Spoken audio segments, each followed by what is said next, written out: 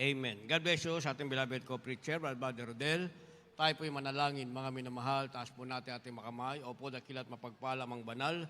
Diyos na makapangyarihan sa lahat, aming pinakamamahal na Panginoong Hesus. Sa pangunang panalangin po, aming ginagalaw Pastor and Time Prophet, Lord God, maraming salamat po sa pagnangis mo sa bawat bahagi na iyong banal na gawain na tapos na tigit sa pagkilos mo sa aming kalagitnaan at bagong lahat. Kami nagpakumbaba, lalo abang lingkod sa aming nagawang pagkukulang, pagkakamali, pagkasala, kabagan makamit patawarin, lubos-labis po kami nagsisi sa aking mga labi, ikaw po maglagay makataga dapat bigkasin, buksan pong pangunawa, kaisipan ng bawat na pakinig at patuloy mo kaming samahan ng iyong kapangyarihan sa pangalan ni Jesus, and we bind the power of darkness and we loosen doubt, Satan cast out, be bound into hell, and be there forever in the name of our dearest Jesus we pray. Amen and amen. Everybody say, praise the Lord. Una tigit sa lahat, ang pinakamataas na pagpupurit, pasalamat, kalwalhatian at kadakilaan ay tangi lamang sa ating Diyos na buhay at makapangyarihan, walang iba, sa ating pinakamamahal na Panginoong Jesucristo. Ako po'y nagpaabot ng dobling paggalang sa ating pong beloved Arbol Evangelist Well de Almeida, the end-time prophet of our loving God, into the whole Almeida family. At patuloy po ang ating pag-alala, hindi natin malilimutan kailanman ang mga turo at aral ng ating beloved Honorable Pastor, our beloved Mama Dear, at magandang hapon sa inyo lahat, sa pinagpala nating mga baguhan at sa lahat po ng ating mga viewers sa ating pong live webcast. Ang ating tatalakayin, mga minamahal, nasa ating monitor, what is your plan? Ano ang iyong plano? Basahin po natin ang ating teksto, kindly. Pag sinabi kong basa, dapat malapit kayo sa pulpit para wala tayong gap, hindi sayang yung ating oras. Pag sinabi kong basa, hindi na kayo naghahanap kasi hawak nyo na yung bersikulo, babasahin nyo na lang. Basa. Sa mga Kawikaan 16, talata 9, ganito po ang pagkasulat. Ang puso ng tao ay kumakatha ng kanyang lakad, ngunit ang Panginoon ang matuwid ng kanyang mga hakbang. Amen. Verse 18. Dito po sa 18, ang kapalaluan ay nagpapauna sa kapamakan at ang napagmataas na diwa ay sa pagkabuwal. Amen. Palakpakan natin ang ating pinakamamahal na Jesucristo. What is your plan? Kung inyo maalala, mga minamahal, during election o before the election, ang ating tinalakay ay election at tinalakay natin ang tinatawag na the winning candidate. Kaya naman lahat ng na-elect, mga minamahal, naging winning candidate, kinakailangan meron silang plano para magampanan nila ang kanilang tungkulin bilang panalong kandidato at nahihalal ng taong bayan. Gayon din naman sa ating mga previous na pag-aralan, mga minamahal, tayo hinahalal ng Diyos. Tayo, mga minamahal, ang pinili ng Diyos. Sabi ng ating napag-aralan, hindi natin pinili ang Diyos ang siyang humirang at naghalal sa atin. Sa makatuwid, meron tayong iisang voter, walang iba, ang ating mahal na Panginoon. At tayo ang tinatawag na winning candidate. Ibig sabihin, dahil pinili tayo ng Diyos, tayo ngayon ang nanalong kandidato, mga minamahal. Amen? Subalit, ang kandidato ay hindi lamang basta hanggang panalo lamang, mga minamahal.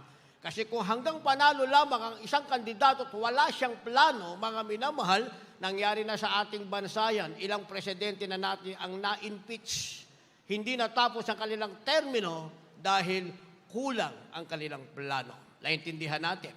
Ngayon din naman sa paglilingkod sa ating mahal na Panginoon, mga minamahal, if you are a Christian without plan, you are void and nothing. Ibig sabihin, wala kang laman. Wala kang plano. Mga minamahal, mai-impeach ka rin. Hindi ka magmamala ng buhay na walang hanggan. Kaya ang pinag-aaral natin, what is your plan? Ano ang iyong plano? Dapat meron tayong plano, mga minamahal, dahil ang Diyos ay may plano para sa atin. Ano ang plano ng Diyos para sa atin? Sabi ng ating nabasa sa Kawikaan 16, ang talata ay 9, ang puso ng tao ay kumakatha ng kanyang lakad. Yun ang plano ng tao.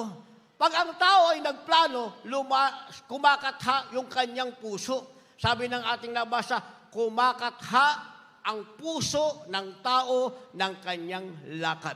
Sa makatuwid, mga minabal, yung kanyang lakad, sarili niya yon.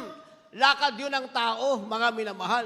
Pag ang tao lumakad sa kanyang sarili, ang nauuna sa kanya yung pride. Kaya meron tayong supporting verse na verse 18. Ang sabi, ang kapalaluan ay nagpapauna sa kapahamakan at ang mapagmataas na diwa ay sa pagkabuhan. Kaya nga ang tao, mga minamahal, maglalakad siya ng sarili niyang lakad, kakatha siya ng marami niyang katha, mga minamahal, pero nauuna sa kanya yung pride, sinasabi niyang palaging, ito ako ito. Kaya nabubuwal siya, napupunta siya sa pagkapahamak, mga minamahal. Kasi ganon magplano ang tao. Naintindihan natin. Pag hindi ka Kristiyano, mga minamahal, magpaplano ka na mayroong pride. Minsan nga, Kristiyano na, pag naplano, may pride pa rin, mga minamahal. Pero sabi ng ating nabasa, mas maganda ang plano ng Diyos para sa atin. Babalikan natin ang verse 9, ang sabi, ang puso ng tao ay kumakatha ng kanyang lakad, ngunit ang Panginoon ay nagtutuwid ng kanyang mga hakbang. Ngayon kayo pumalakpak, mga minamahal. Amen? Kaya sa ating pagpaplano, dapat kasama natin ang mahal na Panginoon. Isipin nyo, inelect tayo ng ating mahal na Panginoon bilang kanyang anak. Hindi lang tayo inelect, hindi lang tayo inihalal. Sinigurado pa niya tayo'y mananalong kandidato. Kaya nga nandito tayo eh. Winning candidate tayo, mga minamahal. Pero hindi dyan natapos ang lahat. Kinakailangan meron tayong plano. Kaya kung tayo'y kumakatha, kung ang ating puso ay kumakatha ng ating lakad, ang sabi, pabayaan natin, mga minamahal, na ang Diyos ang siyang magtuwid ng ating mga hakbang. Ibig sabihin, Diyos ang magtutuwid ng ating hakbang. Gagawa tayo ng plano, mga minamahal, bilang tao, meron tayong plano. Pinagpala ako. Ngayon ko lang naunawaan, Diyos pala ang siyang naghalal sa akin. Isang boter na makapangyarihan, ibinoto ako. Kaya naman ako ngayon ay nanalong bilang isang tinatawag na anak ng Diyos na kandidatong tagapagmana ng buhay na walang hanggan. Dahil ako'y nanalong kandidato tagapagmana ng buhay na walang hanggan, gagawa ako ng plano. Pero sa aking plano, pababayaan ko na ang Diyos ang magtuwid ng aking mga hakbang. Kaya sa ating buhay, kasama ang mahal na Panginoon. Hindi tayo pwedeng hubakbang na hindi kasama ang Diyos, mga minamahal. Dahil yung lakad natin, aminin natin si hindi, balu-baluktot, lumiliko sa kaliwa, lumiliko sa kanan, minsan nahakbang natin, pabalik, mga minamahal, nasa banal na kasulatan yan, mga minamahal. Sabi ng banal na kasulatan, because they walk backward and not forward.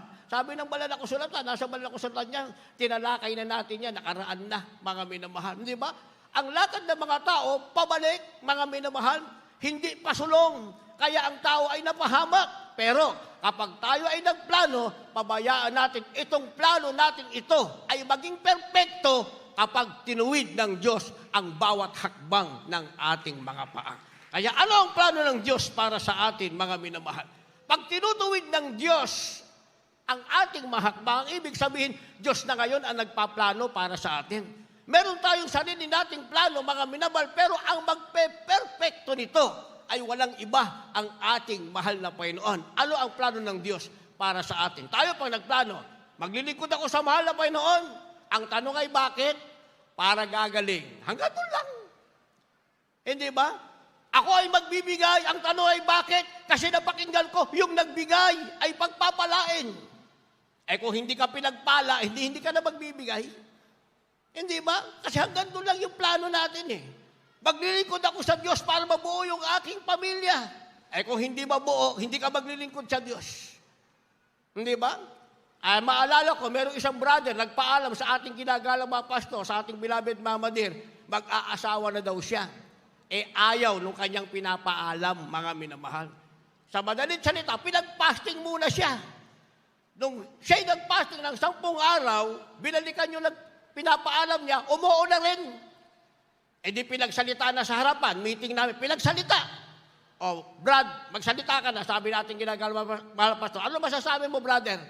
Totoo talaga ang Diyos? Umuo rin ang sister. Sabi nung ating ginagawa mga pastor, kung hindi umuo, hindi pala totoo ang Diyos? Hindi ba? Kaya hanggang doon lang yung plano natin, mga minamahal. Pero pag ang Diyos ang nagplano, mga minamahal, merong kasunod. Pagagaling ka ng Diyos, kaya ka pinagaling ng Diyos, pinalusog ka para paglingkuran mo siya, habang pinaglilingkuran mo siya, pasasaganahin ka ng mahal na Panginoon. Habang sagana ka, gagamitin ka sa gawain ng ating mahal na Panginoon. Tatawagin ng buo mong pamilya, magiging patotoo ka, masisiyahan ka sa buhay mo sa paglilingkod sa mahal na Panginoon. Tagapagmana ka pa ng buhay na walang hanggan. Yun ang magandang plano ng Diyos para sa atin. Basa. Dito po sa Aklat ng Mga Awit, Kapitulo 147, ang talata po'y 14. Siya'y gumagawa ng kapayapaan sa iyong mga hangganan. Kanyang binubusog ka ng pinakamainam na trigo. Dito po sa Aklat ng Mga Awit, Kapitulo 132, ang talata po ay 15 at 18. Aking pagpapalain siyang sagana sa pagkain, aking bubusugin ng pagkain ang kanyang dukha. 18, ang kanyang mga kaaway ay susuutan ko ng kahihiyan, ngunit sa kanya'y mamumulaklak ang kanyang putong. Palakpakan natin ang ating pinakamamahal na Panginoon, lahat magsabi ng praise the Lord. Ito pala ang magandang plano ng Diyos sa kanyang mga anak. Sabi ng verse 14 sa Psalms 147, siya'y gumagawa ng kapayapaan sa iyong hangganan. O di meron kang kapayapaan. Hindi yung kapag tayo gumawa ng plano, yung kapayapaan natin, mga minamahal, merong hangganan. Ibig sabihin, may limitasyon. Sa mahal na Panginoon, walang hanggan ang ibibigay sa iyong kapayapaan ng ating mahal na Panginoon. Sabi ng ating nabasa, siya'y gumagawa ng kapayapaan sa iyong mga hangganan, kanyang binubusog ka ng pilaka, mainam na trigo. Nasa iyo na ang tinatawag na kapayapaan, meron ka pang kabusugan. Ang ibig sabihin, hindi ka magkukulang ng anumang bagay. Yan ang plano ng Diyos sa iyo bilang winning candidate na ipinanalo, pinili ng ating pinakamamahal na Panginoong Jesucristo. May kapayapaan ka na, yan ngayon ang hinahanap ng maraming tao sa sanlibutan, mga minamahal. Hindi ba? Maging ang nanalong kandidato, mga minamahal, bagamat ang iba'y natalo, walang kapayapaan, dahil gustong manalo, yung nanalo naman, hindi pa rin sila pwedeng maging payapa. Dahil ngayon pa lang magsisimula ang kanilang karir, mga minamahal. Ang ibig sabihin, ngayon pa lang mapapatunayan kung sila'y karapat-dapat. Pero ang mga anak ng Diyos, mga minamahal, pag pinili ka ng Diyos, mga minamahal, sisiguraduhin na sa iyo ng ating mahal na Panginoon. Kung ibibigay mo sa Kanya ang iyong plano, Diyos ang magpaplano sa iyo, siguradong meron kang kapayapaan, meron kang kasaganahan. Pag sinabing mainam na trigo, ang ibig sabihin, yan ay kasaganahan. Nilagyan natin ang supporting verse, Psalms 132, verse 15 and verse 18. Sabi ng verse 15, aking pagpapalain siya ng sagalang pagkain, aking bubusugin ng pagkain ang kaniyang dukha. Kasaganahan na naman to, mga minamahal. Paano yung mga dukha? Ang sabi, kasama pala ang mga dukha na pasasaganahin ng ating pinakamamahal na Panginoong Jesucristo. Kaya merong tinawag sa atin dati nang may kaya sa buhay, pero may problema, financial, mga minamahal. Inalis ang problemang financial, pinasagana ng ating mahal na Panginoon. Meron naman tayo makapati ng tinawag, totoo namang dukha. Yun yung ating napapakinggan, mga minamahal, na mga basurero lamang, mga scavenger, mga minamahal, na abutan lamang ng leaflets. Binasa nila, pumunta sa Amoranto, mga minamahal, ang basurero, palaboy na ngayon. Ano ibig ko sabihin? Dati basurero sila, palaboy-laboy sa ating sariling bansa, ngayon nasa ibang bansa na. Pag nagpatotoo, mapakinggan mo, galing sa Amerika, galing sa Europe, galing sa Singapore, palaboy na sa ibang bansa, pinagpala na ng ating pinakamamahal na Panginoong Jesucristo. Yun ang sinasabing plano ng Diyos. Verse 18, ang sabi, mga minamahal, ang kanyang mga kaaway ay susuotan ko ng kahiyan, ngunit sa kanya'y mamumulaklak ang kanyang putong. Napakaganda ng plano ng mahal na Panginoon. Kung magkaroon ka ng kaaway, talagang kawawa ang kaaway mo sa'yo. Yung makikipag-away sa'yo, kawawang-kawawa. Dahil sa plano ng Diyos, sabi ng ating nabasa, ang kaaway ng anak ng Diyos, bibigyan niya ng kahihiyan. Mapapahiya sila, mga minamahal.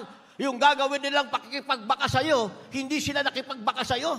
Yung gagawin nilang pag-alimura sa'yo, pag-persecute sa'yo, hindi nila ginagawa sa'yo yan. Ginagawa nila sa Diyos na nag-elect sa'yo, na pumili sa'yo, na nagpanalo sa'yo. Kaya naman ang kaaway mo, bibigyang kahihiyan ng ating mahal na Panginoon. At ikaw naman, na nakipag-away siya sa iyo habang siya ay nasa kahiyan, ikaw naman ang sabi, ang putong ay mamumulaklak sa iyo. Lalo kang pagpapalain ng ating pinakamamahal na Panginoong Jesucristo. Yan ang napakagandang plano ng Diyos, mga minamahal. Kaya iba yung ating pagkapanalo sa sanlibutan, mga minamahal. Maliban na lamang kung ang mananalong candidate sa sanlibutan ay maglingkod sa ating mahal na Panginoon. Kaya sa banal na kasulatan, mga minamahal, a kingdom will not arise, mga minamahal, hindi babangon ng isang kaharian without God supervision. Pag wala ang guidance ng mahal na Panginoon, walang kahariang babangon. Kaya naman ang mga hari, mga minamahal, kumukuha sila ng propeta na magpapayo sa kanila. Pag binasa natin ang banal na kasulatan, mga minamahal, may propetang nagpapayo sa bawat hari para ang kahariang hawak nila ay ma-establish, matatag at may kapangyarihan dahil ang salita ng propeta ay salita ng ating pinakamamahal na Panginoong Jesucristo. Kaya yung mga anak ng Diyos, sinasabi natin tayo'y pinagpala, mga minamahal. Meron tayong propeta. Kilala natin ang ating mahal na magulang sa Panginoon. Ang nanalangin, nag-ayuno, mga minamahal, walang kain-kain, naghandog ng kanilang buhay, nagawa ang kalooban ng ating mahal na Panginoon. Kaya naman, tayo ay na-establish, pinagpala tayong lubos ng ating pinakamamahal na Panginoong Jesucristo. Kaya ito ang mga pangako ng Diyos. Nasa iyo na ang kasiyahang walang hanggan, nasa iyo pa ang tinatawag na kasaganahan, maging ikaw ay dukha, masasaganahin ka ng mahal na Panginoon, lahat ng kaaway mo, makipag-away sa iyo, sabi ng ating labasa ay mapapahaya, ikaw naman ay lalong itataas ng ating pinakamamahal na Panginoong Jesucristo. Subalit, mga minamahal, bago ito gawin ng Diyos, ang Diyos ay nagsisiyasat. Hindi ba? Kaya yung mananalong candidate sa sanlibutan, mga minamahal, hindi porke ibinoto ng tao yan, mga minamahal, naniwala na sila. Kaya nga meron tinatawag na impeachment. Hindi ba? Ibig sabihin, kung hindi sila karapat-dapat, tatanggalin sila. Gayon din pala, mga minamahal.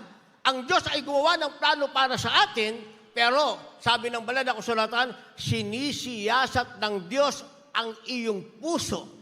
Pag nakita ng Diyos na karapat-dapat ka, yung plano niya para sa iyo, tatanggapin mo. Pag hindi naman, aalisin sa iyo ng ating pinakamamahal na Jesucristo.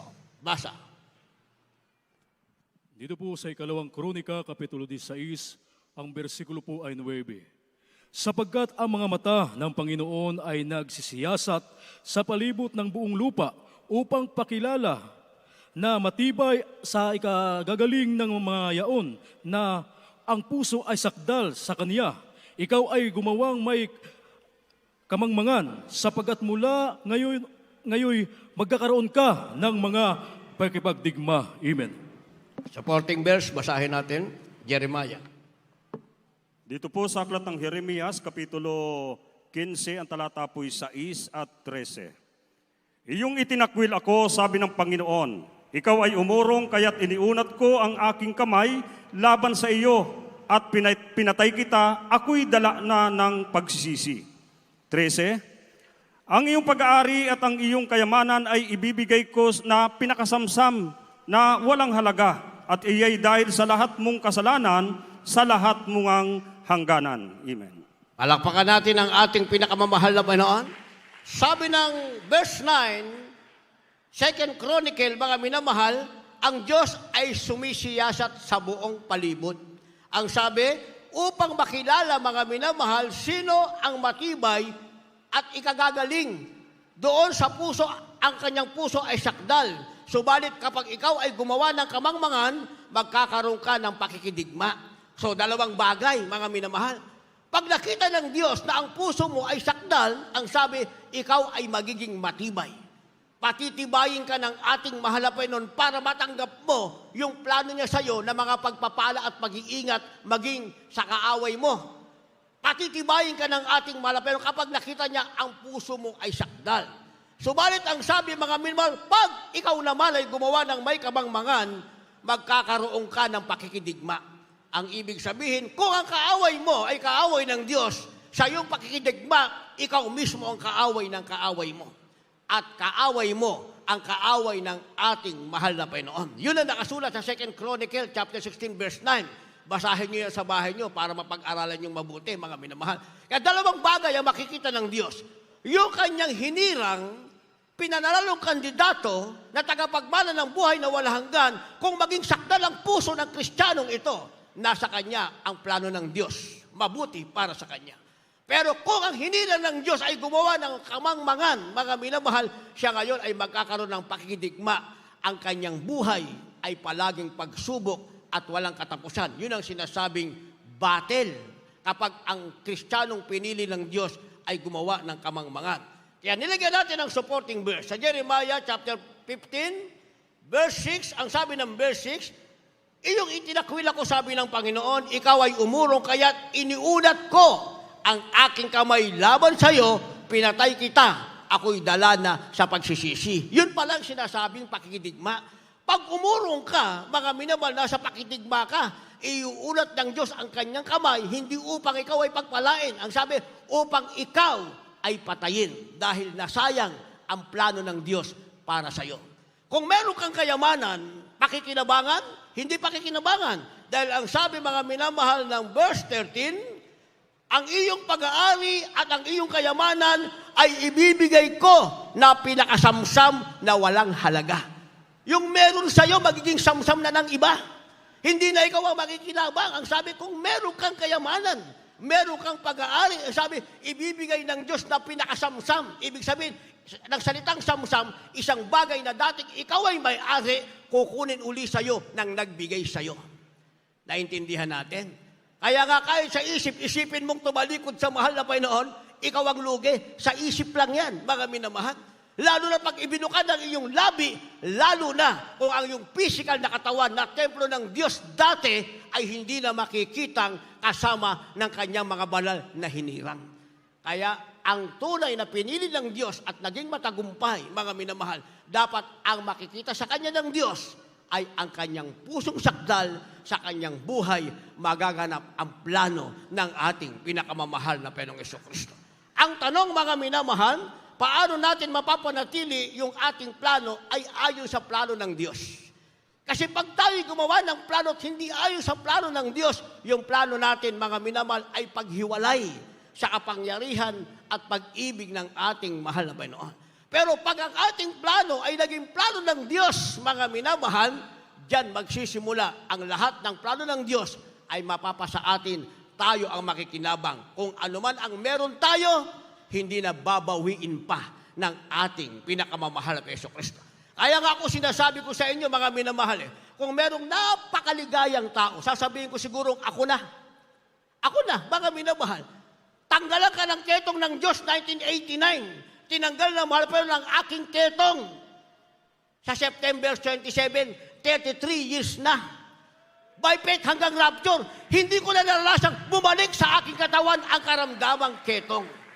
Kaya kung tatanungin niyo ako, mga minamahal, ako ba'y masaya sa paglilingkod sa Diyos? Hindi niyo na kailangan itanong pa. Ako ang magsasabi sa inyong, hindi ko pinagsisihan bakit ko nakilala ang ating pinakamamahal na Panginoon. Pero akala ng iba ang paglilingkod sa Diyos, mga minamahal, ay parang simple lamang, parang alam kumain ng pansit bihon. Hindi ba? Bakit ko sinampol yung pansit bihon? Kasi kahit saan ka pumunta, makabili ka ng pansit bihon. Punta ka sa squatter area, may nagtinda ng pansit bihon. Pumunta ka sa mamahaling restaurant, sa kung saang probinsya, may pansit bihon. Hindi ba? Akala nila ganun kasimple ang buhay. Sa sanlibutan, hindi simple ang buhay, mga minamahal. Hindi ka Kristiyano, ha? Hindi simple ang buhay. Bakit ko nasabi, mga minamahal, sa palengke, ayaw mong gumawa ng masama dyan. Ayaw mo rin makipag-away, mga minamahal. Pero kinakailangan makipag-away ka. Kailangan makapal ang dibdib mo. Kailangan marunong kang humawak ng patali, marunong kang humawak ng baril, marunong kang makipagsuntukan. Nasa palengke ka eh. Pero hindi ko yan pinangarap, mga minamahal. Hindi ba? Kasi nasa sanlibutan ka. Ayaw mo sa gusto, makikipagbaka ka. Sa paglilingkod mo sa Diyos, mga minamahal, masaya ang ating buhay, ayaw nating makipag-away. Kasi alam nating masama ang makipag-away.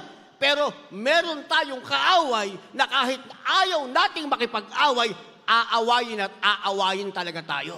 Sino? Kilala nyo ba? Kilala nyo kung sino ang ating kaaway? Kilala nyo? Sino?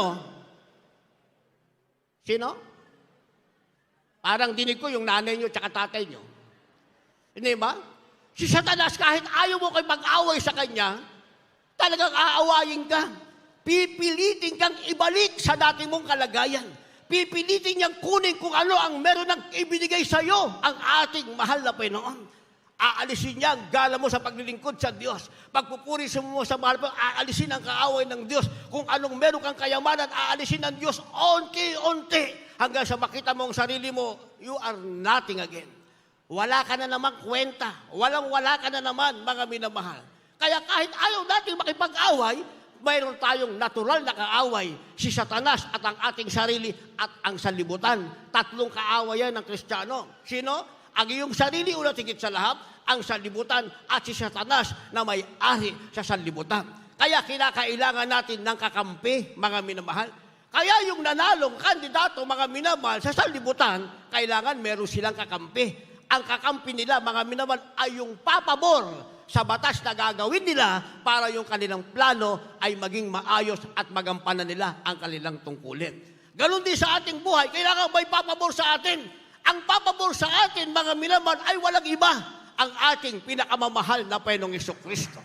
Paano papabor ang Diyos sa atin? Hindi niya tayo ito tolerate. Pag tayo nagplanong mali, gagawin ng mahal na Panginoon, eko-correct niya yung ating plano. Kaya habang kinokorek tayo ng mahal na Panginoon, mga minamahal, meron tayong tinatawag na hardship, difficulties, hardship, and difficulties. Ibig sabihin, may kahirapan. Kasi kinokorek ka ng mahal na Panginoon. Kagaya ng ating mahal na magulang sa Panginoon, pwede naman silang maging pastor natin. Pwede namang maging man of God, mga minamahal, na mayaman. Pero inalis ang kayamanan, nilagay sa kahirapan, dumaan sa kahirapan, unti-unti, maraming taon, 15 taon, bago pinagpala ang iglesia, bago tayo narito, dumating tayo, nasa pagpapala na ang banal na gawain ng ating mahal na Panginoon. Kaya ganun ang buhay Kristiyano. Hindi yung pag tinawag, Kristiyano na ako, taga-Jesus, Miracle Christian ako, masaya na ang buhay. Na paano sasaya ang buhay mo kung ang ginagawa mo hindi kalooban ng Diyos? Gawin mo ang kalooban ng mahal na Panginoon. Yung plano mo, pabayaan mo ang Diyos ang magperpekto nito, magiging masaya ang buhay mo. Babalik tayo sa ating tanong, paano natin mapapanatili na ating plano, ang Diyos ang magperpekto nito, ang plano ng Diyos ang magaganap sa ating buhay. Sagot? Basa. Kindly. Sa mga kawikaan, 3 talatay 5 at 6, ganito po ang pagkasulat. Tumiwala ka sa Panginoon ng buong puso mo at huwag kang manalig sa iyong sariling kaunawaan. Kilalanin mo siya sa lahat ng mga lakad at kanyang ituturo ang iyong mga daan. Verse 7, kindly. Sa 7, huwag kang magpakapanta sa iyong sariling mga mata. Matakot ka sa Panginoon at humiwalay ka sa kasamaan. Palakpakan natin ang ating pinakamahal na Jesus. Lahat magsabi ng praise the Lord. Ito ang ating kailangan, mga minamahal. Amen? Para yung ating plano ay maging perpekto, maging plano ng ating mahal na Panginoon. Hindi tayo mahihiwalay sa mahal na Panginoon. Hindi babawiin ng Diyos anuman ang meron tayo, lalo tayong pasasaganahin ng ating mahal na Panginoon. Ang kalusugan natin ay mananatili higit pa sa inaasahan natin. Ang ating kasaganahan ay mananatili higit pa sa inaasahan natin. Ang buhay na walanggan ay mananatili higit pa sa inaasahan natin. Sabi ng verse 3, mga minamahal, verse 5, brother, Kawikaan chapter 3, verse 5, tumiwala ka sa Panginoon ng buong puso mo. Huwag kang manalig sa iyong sariling kaunawaan. Kanino tayo magtitiwala buong puso? Hindi sa sarili mong kaunawaan, kundi sa ating pinakamamahal na Panginoong Jesucristo. Kaya ang Kristiyano, pag nagpaplano, nananalangin muna siya, mga minamahal. Pinagpapastingan pa niya, hindi pag naisip niya, gagawin niya na agad. Kaya yun ang meron tayo. Ang tunay na anak ng Diyos, meron siyang tinatawag na conviction. Conviction, mga minamahal, sa sanlibutan kasi, iba yung conviction natin. Sa sanlibutan, pag sinabing, gumawa ka ng masama, okay lang yan, gagawin mo. Yun ang conviction na nasa sanlibutan, mga minamahal. Ang tawag doon ay bad conscience o masamang budhi. Pero yung conviction natin sa mahal na Panginoon, ang tawag dyan, good conscience o mabuting budhi. Dahil ayaw ng mahal na Panginoon na tayo magkakasala. Kaya pag meron tayong iniisip, na subukan nyo na ba yan? Meron ka tithe offering, sabi ng demonyo, wag mong ibigay. gamitin mo muna. Sabi ng malapay noon, ibigay mo na kasi pagpapalaing kita. Iyon ang tinatawag na conviction. Ini-insist sa'yo ng malapay ang tinatawag na good conscience o mabuting buti. Gawin mo para maganap sa'yo ang pangakong pagpapala ng ating mahal na Panginoon. Sabi ng demonyo, huwag kang babangon linggo ngayon, maaga pa. Diba? Maaga pa naman, pwede ka naman dumating ng late. Diba? Sabi ng malapay noon, anak, bangon na. Mahuhuli ka, malilate ka, bangon na. Diba? Ibabangon ka ng ating mahal na Panginoon. Sabi nung mata mo, ayoko pang dumilat eh. Sabi ng isip mo, mata, dilat na. Sabi nung kamay mo, ayoko pang magsipilyo eh.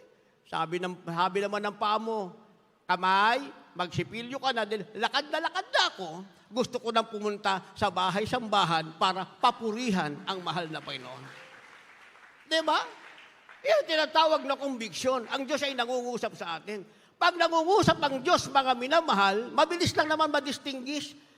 Mabilis mong malaman na ang Diyos ay nangungusap sa iyo kasi ang sinasabi sa iyo ng malapinon, mabubuting bagay na gagawin mo, mapapapurihan mo siya, mawawalhati mo siya para matupad sa iyong pagpapalaing ka ng ating mahal na Panginoon.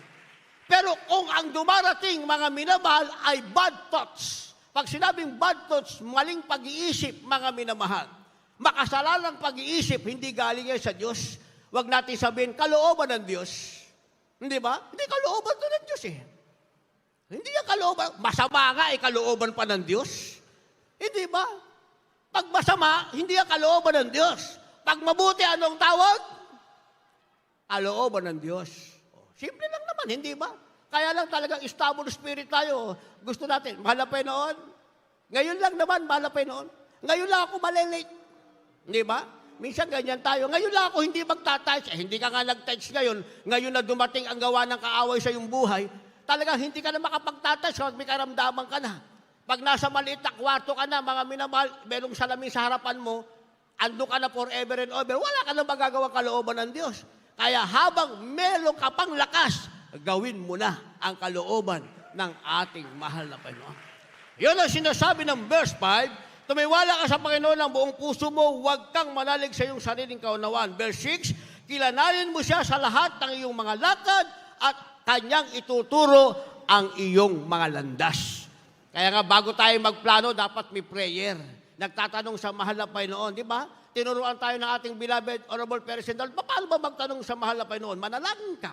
I-cast out mo ang lying spirit at pagkatapos saran mo ang banal na kasulatan, ituro mo yung dalili mo, isang bersikulong maliwalag, hingin mo sa mga Panginoon kung ano ang tumapat doon. Di ba? May Kristiyano.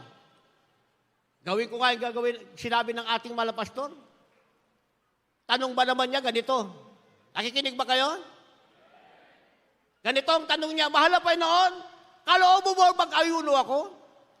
Ang tanong ko sa iyo, yung ba'y dapat itanong? Sagot. Pag sinabing ayuno, hindi mo na kailangan itanong sa Diyos, kalooban ba mag-ayuno ako? Kalooban na, mag-aayuno ka nga eh. Itatanong pa. Ang tanong niya, mahal na Panginoon, kalooban ba mag-ayuno ako? Bigyan mo ako ng isang bersikulo. Sinara niya. Hindi ba? At pagkatapos, nanalangin siya. Nanalangin pa talaga. Lumuhod pa. Lumuha pa nga eh. Kinast out pa yung lying spirit. Tinuro ng dalili niya. Pag dilat ng mata niya, nakalagay doon, mag-ayuno ka. Mahal na Panginoon, totoo ba to? Talagang makulit. Di ba? Mahal na Panginoon, totoo ba to? Kaya naalala ko, bago ko na-save, gumaling ang aking ketong, meron pang isang ketongin, mga minamahal. Minsan, pumunta kami sa flyover, kaming dalawa ang pinadala. Yung aming pinuntahan, cancer ang karamdaman nun. O, pray na tayo, Brad, pray na. Pray kami. Mamaya, dumating yung doktor, check up, ay nako, hindi pala cancer. Ano pala? Ano ba yung hangin sa tiyan? Kabag. Isipin mo yung cancer, naging kabag. Eh di sabi ko doon sa bata, tayo ka, tayo. Ando yung nanay, magulang, tayo ka. Tumalong ka, sabi mo, hallelujah, praise the Lord, para 100% magaling ka na talaga. Kasi yung cancer mo naging kabag eh. Sabi nung nanay, hindi po yan makakatayo kasi lumpo po yan. Lumpo ba? O sige, manalangin ulit. Nalangin ulit, demonyo ng pagkalumpo. Gumaling ka sa pangalan ni Jesus. Tayo na, Brad. Tumayo. Nasa ospital kami, ha? Naglulundan 3 beses, nakakalakad na. O di nag-report na ako. Sabi ko, Mala Pastor, yung pong pinasama nyo sa akin, yung dating may ketong, hindi ko nababanggitin yung pangalan, baka nandito yung loved ones. Sabi ko, Mala Pastor, may gift of healing. Yung pinapuntahan nyo sa amin, una, cancer, naging kabag. Pinatatalo namin, lumpo pala yun. Nung ipanalangin, mahal na pastor, nakatayo na po. Di nag-meeting kami kagad. Nag-report ako Sabado ng gabi. Monday, may meeting kami. Nag-meeting, kasama siya sa meeting. Sabi ng ating ginagalwa pastor, okay Brad, huwag ka na maghanap buhay. Ako na ang bahala sa pamilya mo. Bibigyan ko ng monthly blessing yung pamilya mo. Ikaw ang gagawin mo, hahayo ka lang. Mag-aayuno ka ng 10 araw sa loob ng 1 buwan, wala kang gagawin kung di humayo, mag-share ng banal na salita ng mahal na Panginoon. Kung kinakailangan, ipanalangin mo. Pero, huwag kang manghihingi. Kahit chiko, huwag kang manghihingi. Pag binigyan ka ng kusa, pagkatapos mong manalangin, tanggapin mo. Pagpapala sa iyo yan ng mahal na Panginoon. Aba, kung ako inalok ng ganon, payag na ako nun. Ewan ko sa inyo. Di ba? Kung ako papayag na ako nun. Yung labwas mo, meron ng monthly blessing. Ikaw, mag-aayuno ka lang naman ng 10 araw sa loob ng 1 buwan. Pagkatapos humayo ka na. Diyos na ang magpapala sa'yo na may back-up prayer ka ng man of God. Dahil kumad yun, ang man of God, galing sa mahal na Panginoon. Sabi niya, opo, mahal na pastor. Pagdating ng 3 buwan, ang dami nagreklamong kapatiran. Inutangan daw sila ng brother. Ano inutangan? Pinahayo ko yun. Binibigyan ko yung pamilya. Pinahayo ko siya. Hindi po, mahal na pastor. Inutangan po kami. Magtitinda doon siya ng gulay. Nagpagawa ng kariton. Tapos, nagtinda ng gulay. Hiniraman kami ng paggawa ng kariton, ng puhunan. Ganun ba ang ginawa? Kaya pala hindi nag-report sa akin monthly. Sabi ng ating mahal na pastor, ang ketong mo, babalik, hindi na gagaling pa. Binitawan ng man of God, mga minamahal. Lumipas ang panahon, pumunta siya sa circle, nakataklob ng kumot, yung mukha niya bukol-bukol sa ketong. Sabi ng ating ginagalma, pastor, paalisin siya dito, hindi na siya para dito. Sa ketong siya gumaling, sa ketong siya namatay. Ketong ang pinagaling sa kanya ng mahal na Panginoon, ketong ang binalik sa kanya ng ating pinakamamahal na Hesus Kristo. Naintindihan niyo? Kaya sabi ng ating nabasa, mga minamahal, kilalanin mo ang Diyos sa lahat ng iyong mga lakad. Pag sinabi ng man of God, yun ang ating gagawin, mga minamahal. Bakit? Dahil doon tayo pagpapalain ng ating mahal na Panginoon. Verse 7, huwag kang magpakapanta sa iyong sariling mata, matakot ka sa Panginoon, humuwalay ka sa kasamaan. Palakpakan natin ng malakas na palakpak ang ating mahal na Panginoon. Minsan kasi pantas tayo sa ating mata.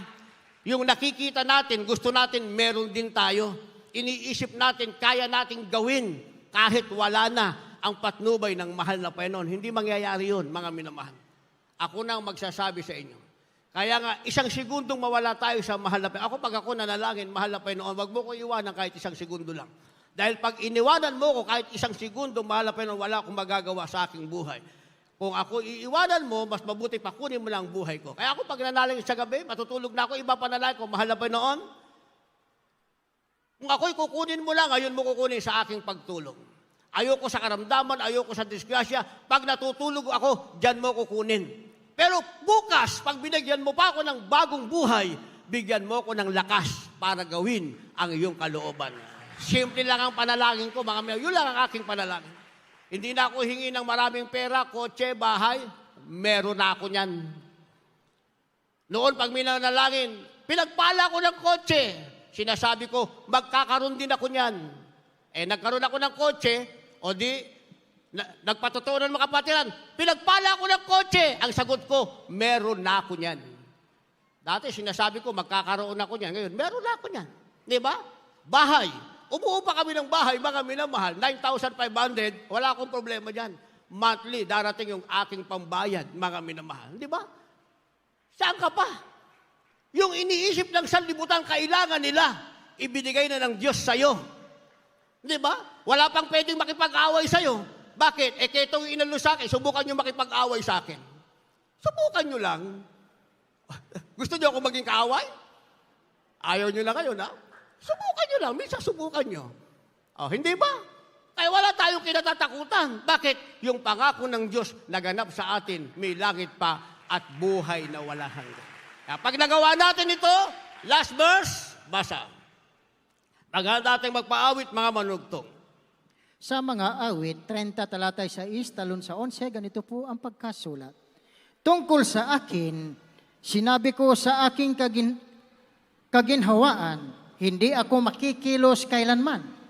11, iyong pinapaging sayaw sa akin ang aking tangis.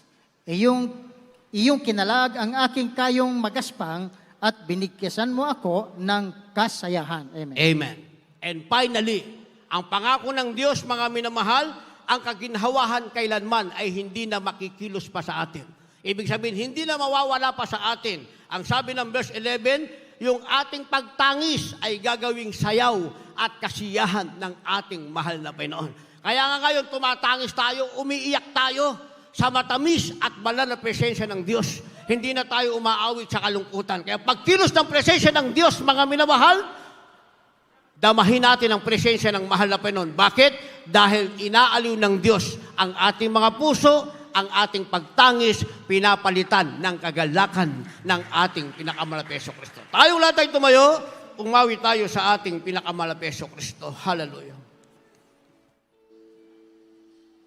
Awitin natin ang awiting likhang pasasalamat.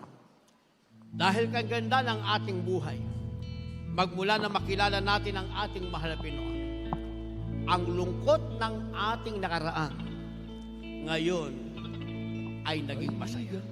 Tayo umawi. Kay ganda na buhay ko, Magmula nang makilala kita. magmula na Yan ang ating masasabi ngayon. Sa lungkot ng nakaraan, sa lungkot na nakaraan, ngayon naging masaya. naging masaya. Sabihin natin, salamat po, Panginoon. Kung meron kayong dalang baguhan, dali nyo sa harapan. Mga choir members natin, tignan nyo yung ating mga pinagpalang baguhan. Nilinis.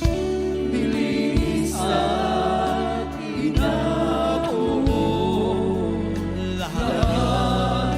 ng sala. Ulitin natin yan. Kay ganda ng buhay ko. Hindi ko ang buhay ko, Magmula nang makilala ka. sa lungkot ng nakaraan, Sa lungkot na nakaraan, ngayon ay naging masaya. Ang lungkot ng ating nakaraan, ngayon tayo'y naging masaya. salamat po, Panginoon. Ang magagawa natin, pasalamatan ang ating mahal na Panginoon. Tulad ko'y Ang ating tulad ay inibig ng mahal na Panginoon. inilisan, inakumo Lahat ng sala ko. oros, hindi ko kayang mabayaran. Hindi ko kayang mabayaran Hallelujah. ang iyong pagmamahal. Hindi natin kayang bayaran ang pagmamahal ng ating mahal na Panginoon. Tulad ko, lukha naman.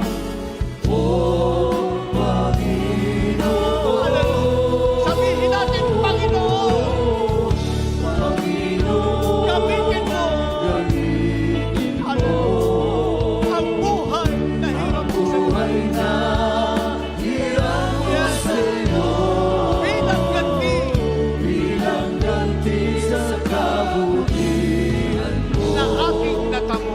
na aking natamo. Second verse, kaya ngayon, aking laan.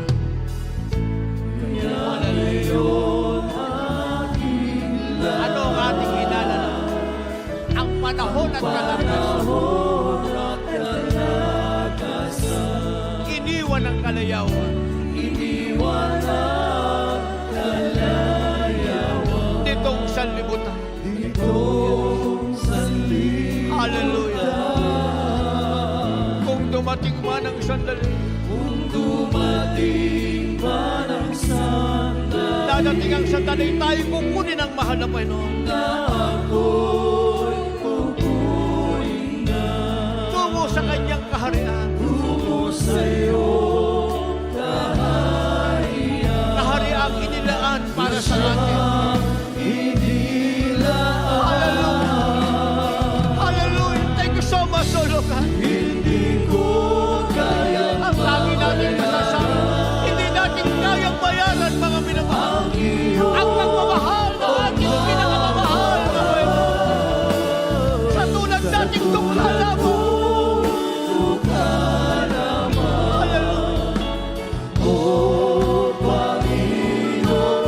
Sabihin natin, Panginoon, hallelujah. Gamitin mo ang buhay na hirap ko sa'yo. Bilang ganti sa kabutihan.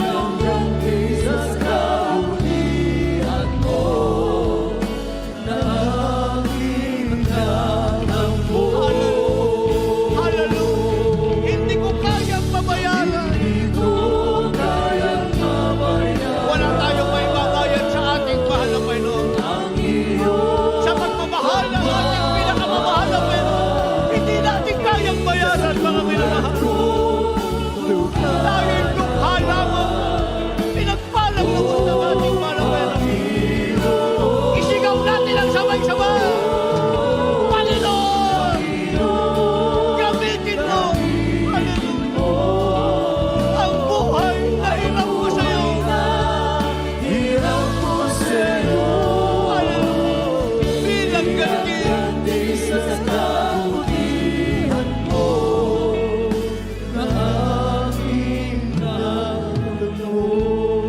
Ulitin natin ang verse 2. Kaya ngayon, aking laan.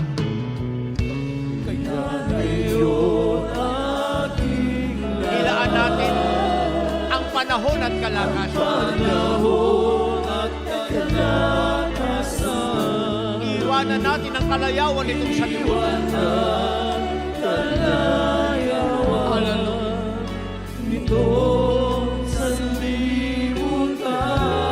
Sabihin natin, kung dumating man ang sandali, ito ang ating inaasam na ako'y kukunin na. Hallelujah. Hallelujah. Tungo sa iyong kaharian. Hallelujah. Na siya. Hallelujah. Hindi ko kayang mabayaran.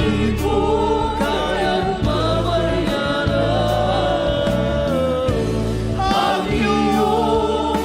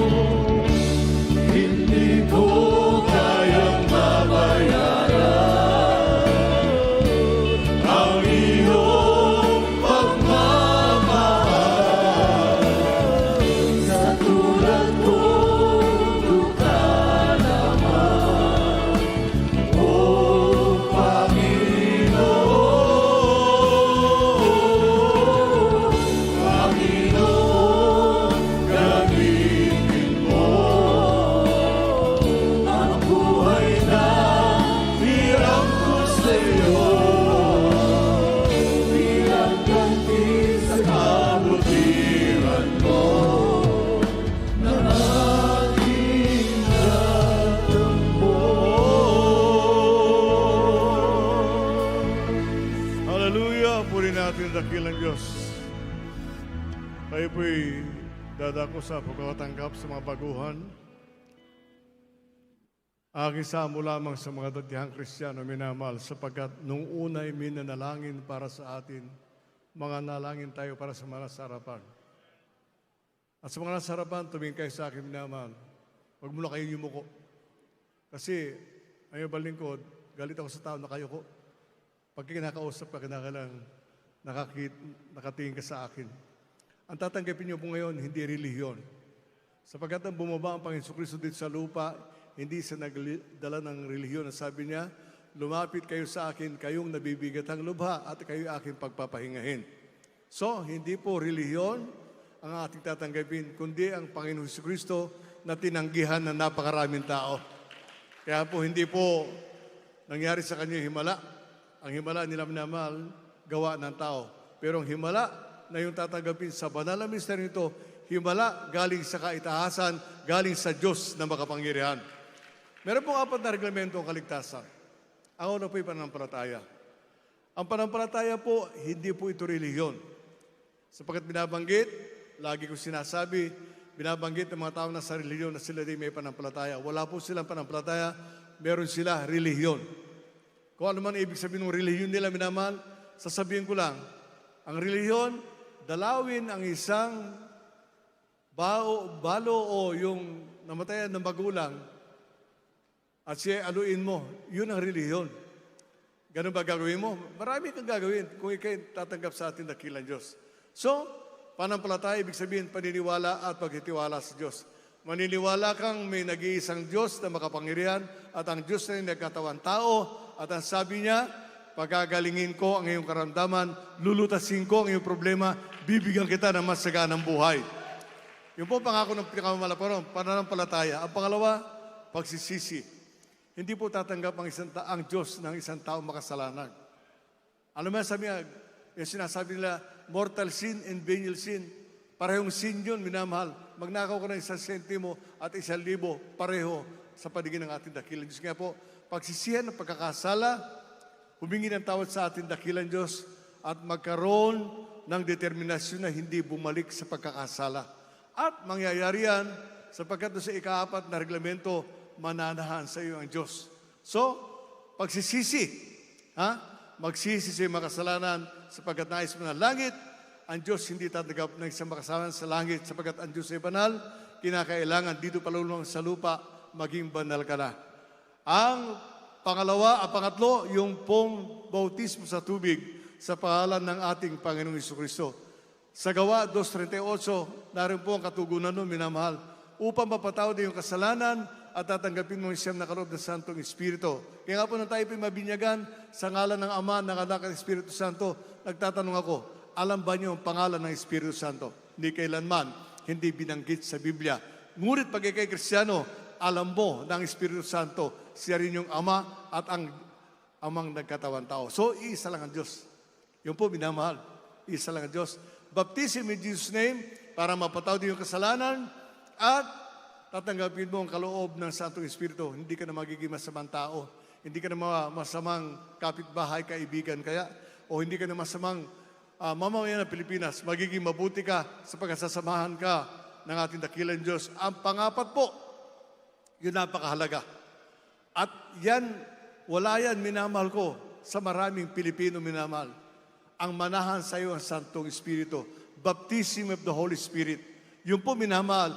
Pag dumalo ka sa gawain, yun ang tiyakin mong mararamdaman mo. Sapagkat ang kasunod nun, biyayang kagalingan ng karamdaman, pagpapalang di masayad mula sa ating dakilang Diyos. Sapagkat ang Diyos ay nananahan sa iyo.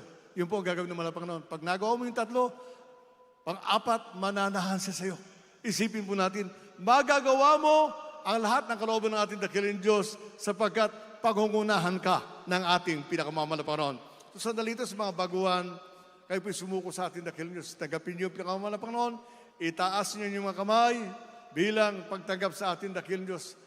Ulitin ang panalangin ito na aking sasabitin. Manalangin po tayo. Opo dakila naming Ama, Diyos na makapangyarihan, sa iyong pangalan, aking pinakamamahal na Panginoong Hesus. Pinakamamahal pa noon, tinatanggap kita bilang aking tagapagligtas, Diyos at Hari ng aking buhay. Pinakamamala pa noon, ako po ay isang makasalanan, lumalapit sa iyong banal harapan at nagsisisi sa bawat kasalanang aking nagawa, magmula ng bata akong magkaisip hanggang sa sandaling ito. Pinakamamala pa, patawarin mo po ako.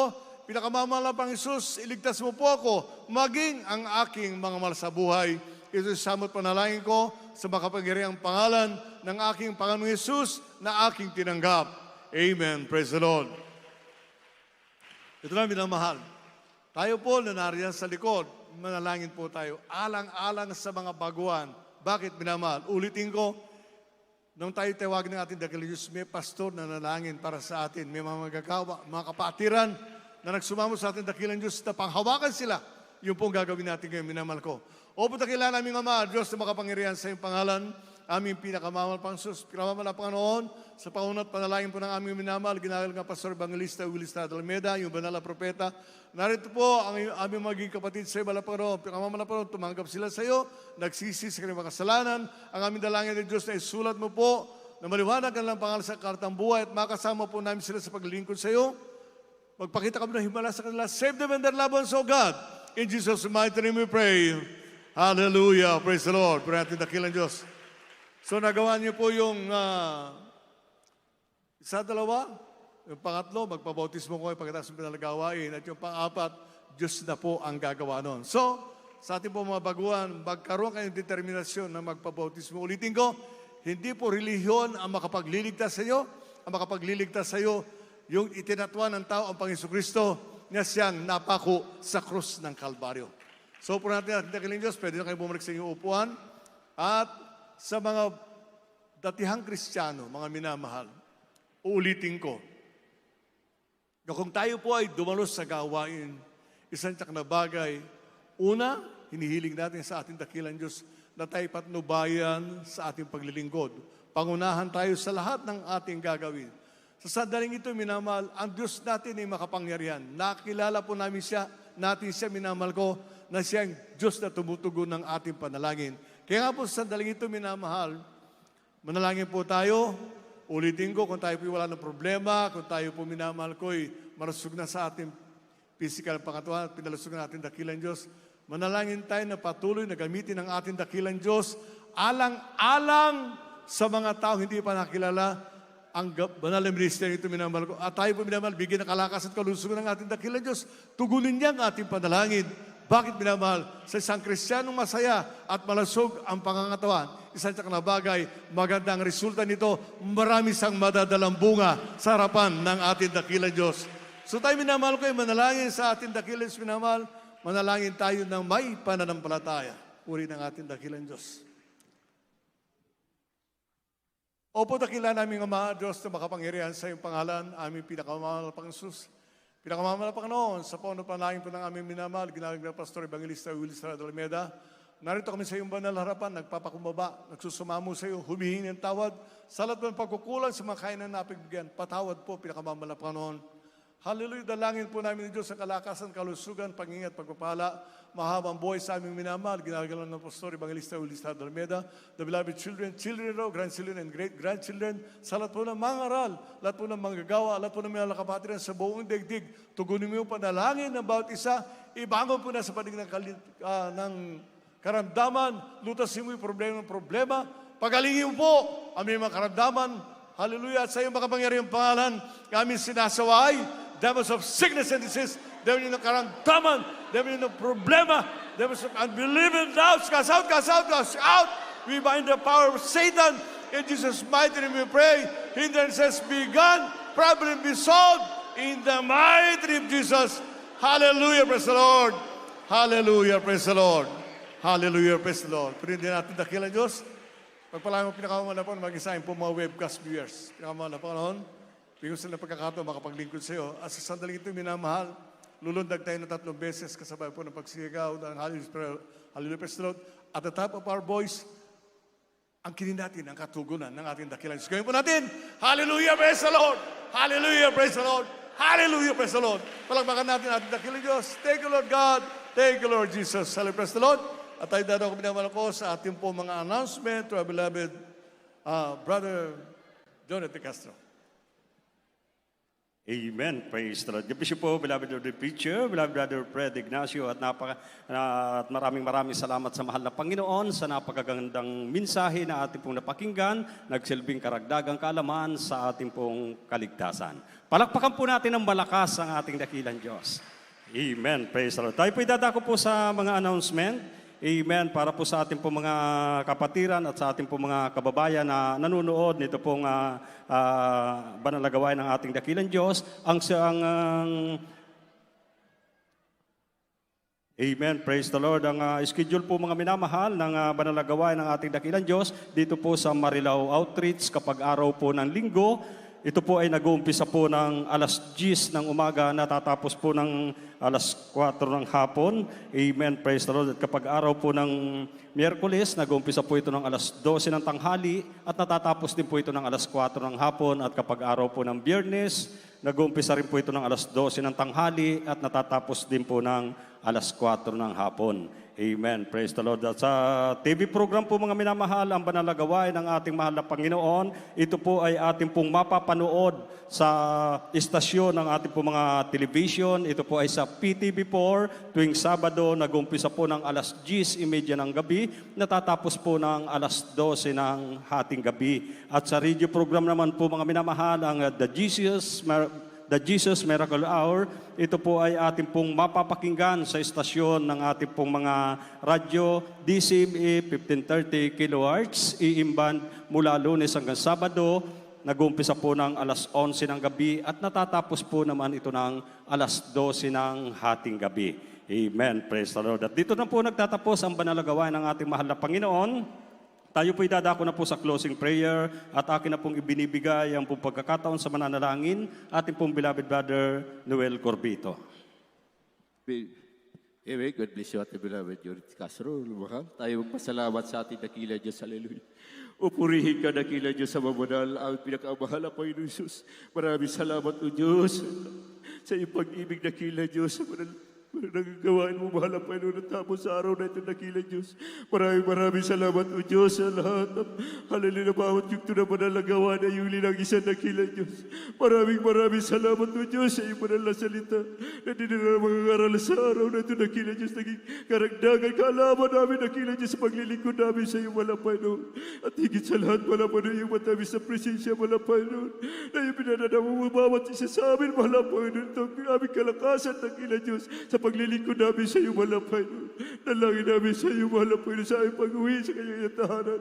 Mahal na Panginoon, ingatan mo ang bawat isa sa amin, mahal na Panginoon. Paratingin mo kami, mahal na Panginoon, sa kanyang tahanan, mahal na Panginoon. Na malahati, ligtas, ano man sa kuna. Hallelujah, kasi pamahakan, ipagpalain na kila Diyos yung mga anak, mahal na Panginoon. Ito ang sabot na lain namin sa iyo, sa matamis at makapangyarihan pangalan mo, ang pinakamahal na Panginoon. Amen.